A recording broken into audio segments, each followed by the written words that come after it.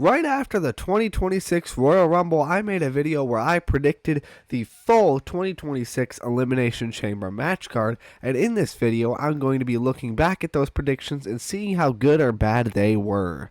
I'm going to just start doing this with every PLE, so after Elimination Chamber, I'll make a video talking about the full match card for WrestleMania, after WrestleMania, Backlash, and so on. Starting off with the Women's Elimination Chamber, so the way I'm going to do this is, in the Elimination Chamber matches, if I predicted half or more of the participants correctly, I will give myself points for that. Starting off with the Women's Elimination Chamber, AJ Lee. She has not a qualifying match. She has an Intercontinental Championship match with Becky Lynch. So I didn't get that right, but at least I predicted her to be on the card. Although that's pretty easy to do when it's in Chicago. And I think now that I look at it, this is definitely the right decision. I think AJ Lee should win it here. Maybe hold a couple open challenges in the lead up to WrestleMania, and then drop it back to Becky Lynch. Because Becky Lynch is a full-timer, and when she drops it back to someone, that could help put them over and give them a huge push. Now, Roxanne Perez, I don't think she was even in any of the qualifier matches, and she is not in the match at all. So, yeah. She recently got a surgery to remove a benign mass on her back, so she's currently off TV, but she seems like she should be back in the next week or two, so that's good. But no points for that. Next, though, Tiffany Stratton, who returned at the 2026 Royal Rumble at number 30 and has been on a roll since her return, honestly. And she is currently in the Elimination Chamber, so I did get that right. And I do think Tiffany Stratton is a contender to win it, not because I want her to really, but because WWE's in panic mode, and they might just go the safe route by doing Tiffany Stratton versus Jade Cargill again. Again, not what I want, but I think it's something WWE definitely might do. Next, Alexa Bliss, which I also got right.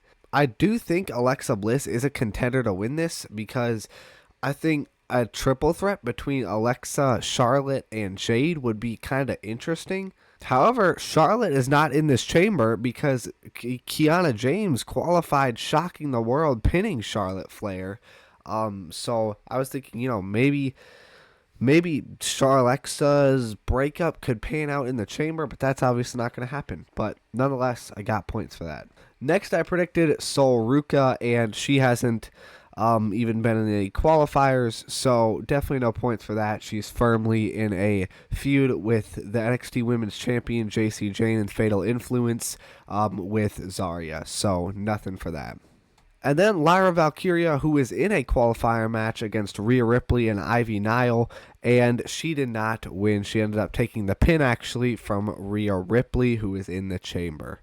And I thought, maybe since Rhea Ripley and Io Sky firmly seem to be in the tag team division, Rhea might not win that match. Like, when I first saw it announced, I was like, maybe she won't win that because they're in the tag division, and maybe Ivy Nile can take the pin, Lyra can win. But that didn't happen. And I also think Rhea Ripley is a strong contender to win this. I think Rhea Ripley versus Jade Cargill would actually be a really good match. Rhea Ripley's another powerhouse, someone who can throw Jade Cargill around. And that's when Jade Cargill has her best matches, like she did with Jordynne Grace. And also, WWE, if they want to play it safe, going with Rhea Ripley in the world title scene is one of the safest options or things you can do. So, I overall went 2 for 6. Yes, there is still one more qualifier match, but it's Io Sky, Raquel Rodrigues, and Kairi Sane. So, I didn't have any of them in my prediction anyway. So, no points for the Women's Elimination Chamber because I went 2 for 6. Next, I predicted a rematch between the Women's World Champion Stephanie Vaquer versus Raquel Rodrigues, and this did not end up happening. They are still feuding, but no rematch here. I don't know exactly when they're going to pay off this feud because, like I mentioned, I mentioned this a couple videos ago or in one of the Raw reviews recently. Raquel didn't lose clean. She lost because of Liv Morgan. So usually when there's a not clean finish to a match, that usually means the feud is going to continue. So I don't know if they're just going to pay this off on a random episode of Raw. I don't know if it's going to be Raquel, Liv, Stephanie at Mania. I'm not sure, but nonetheless, this match did not happen. Raquel could be in the Elimination Chamber match because, like I mentioned, she is in a qualifier this Monday, I believe, against Kyrie and Io Sky. So yeah, didn't get anything for this though. Next, I predicted a match for the WWE Women's Championship between Jade Cargill and Jordynne Grace. At this point, when I made this prediction, Jade hadn't had any defenses yet, and they hadn't announced the match between these two. This match did end up happening, however, it was on the February 13th episode of Friday Night SmackDown. Which, honestly, I'm glad I got this wrong, because I didn't want them to wait till Elimination Chamber to give her her first title defense, but I figured they would. So I'm glad that they did this sooner rather than later. At least I got the match right, but not on the Elimination Chamber card, unfortunately, so no points. Next, this was probably the easiest match in the world to predict. Finn Balor versus CM Punk, a rematch for the World Heavyweight Championship. I got this right. Completely nailed this one. The match has already been announced. Very excited for this match. It's going to be a very good match, I think. Their first match was great. We also learned on last week's episode of Raw that Finn Balor's theme song is here to stay, so thank God. I believe it's called Catch Your Breath. I'm not 100% sure the name of it, but it's here to stay, and I'm very happy about that.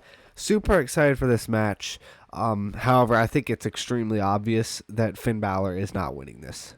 But I do get points for predicting the match right, so let's go. And last but certainly not least, the men's elimination chamber. First, I predicted that Cody Rhodes would be in the chamber. He qualified against Sami Zayn and Jacob Fatu, and I think that was completely and utterly the wrong decision. I think the triple threat between Cody, Jacob, and Drew should have been an elimination chamber, and Cody should have won so that maybe we could get Randy versus Cody at WrestleMania where Randy wins the chamber. Now there's like no chance that that's going to happen unless we get the match without the title, which I don't think WWE is willing to do that. Unless Cody like wins the chamber and then the next like on Raw right after Elimination Chamber cashes in his opportunity, wins the title, and then they can build a feud with Randy Orton. But I really don't see that happening. However, I did predict it correctly, so let's go. And I do think he has a very high probability of winning the chamber, unfortunately. Next, I predicted Jacob Fatu, and he was in the qualifier with Cody and Sami, and he did not win.